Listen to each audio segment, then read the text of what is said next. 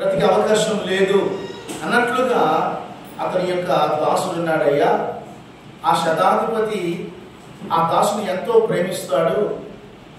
రోగంతో ఉన్న ఆ వ్యక్తి ప్రియమైన వాడు ఆ శతాధిపతికి.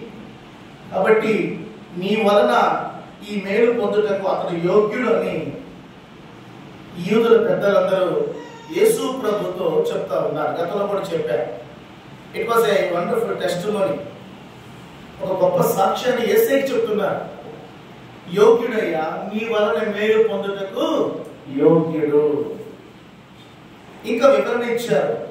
అయ్యా, మన ప్రజలను ఈ శతాధిపతి ఎంతో ప్రేమించి మన కొరకు సమాజ మందిరాన్ని తాను కట్టించాడు అని అతను చేస్తున్నటువంటి కార్యాన్ని బట్టి కూడా సాక్ష్యం చెప్తున్నారు.